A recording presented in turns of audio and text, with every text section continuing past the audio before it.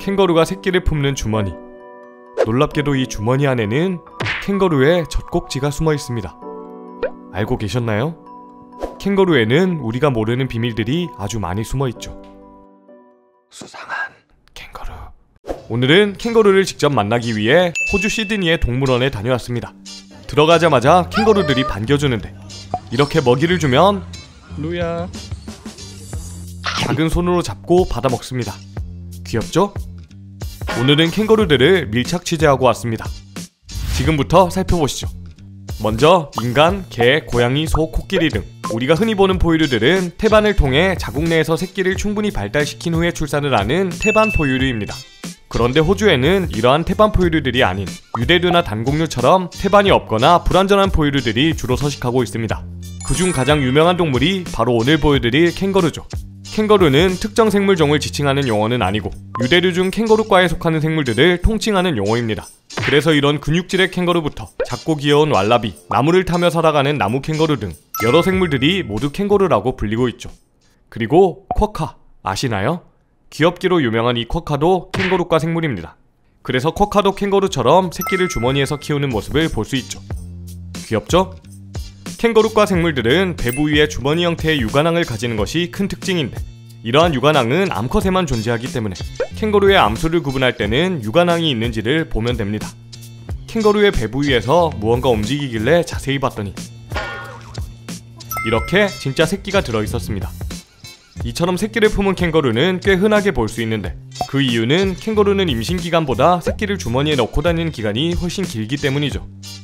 그럼 지금부터 이러한 캥거루의 주머니 내부에서 어떤 일이 일어나는지에 대해 알아보겠습니다.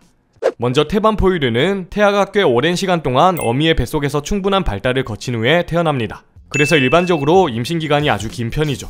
하지만 유대류에 속하는 캥거루과 생물들은 한 달 정도의 아주 짧은 임신기간만 거친 후 2cm 정도밖에 안 되는 완전히 발달되지 않은 상태의 새끼를 낳아버리죠. 이 때문에 캥거루는 출산의 고통이 거의 없는 생물이기도 합니다.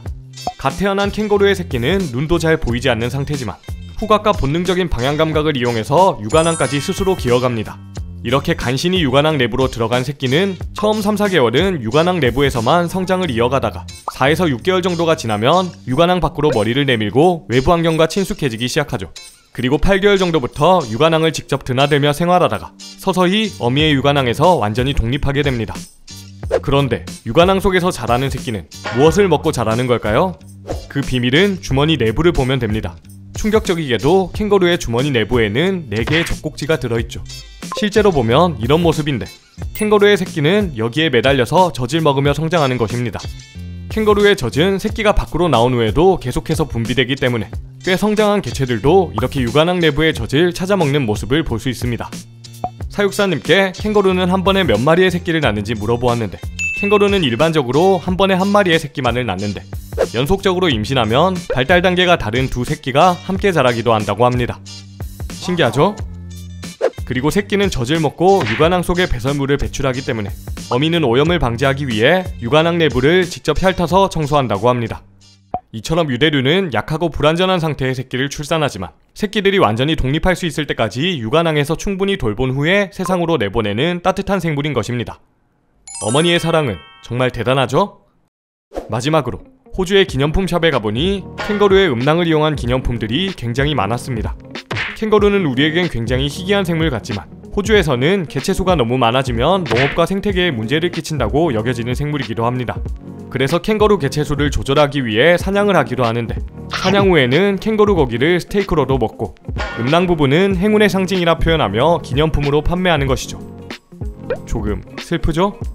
그리고 놀랍게도 이러한 캥거루는 아시아와 호주 사이의 지도에서 이렇게 선을 그으며 이 선을 넘어간 이 지역에만 서식하고 있는데 캥거루 서식지에 대한 생물학적 비밀이 궁금하시다면 월리스 선에 대한 영상도 꼭 시청해주세요.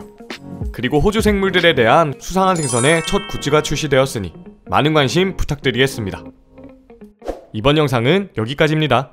교과서와 관련된 생물학 영상들을 보고 싶으시다면 수상한 멤버십에 가입해주세요. 후원해주신 금액은 대형 실험 콘텐츠 제작 비용으로 사용됩니다. 재밌게 보셨다면 구독 부탁드립니다. 수상한 생물선생 수상한 생선이었습니다.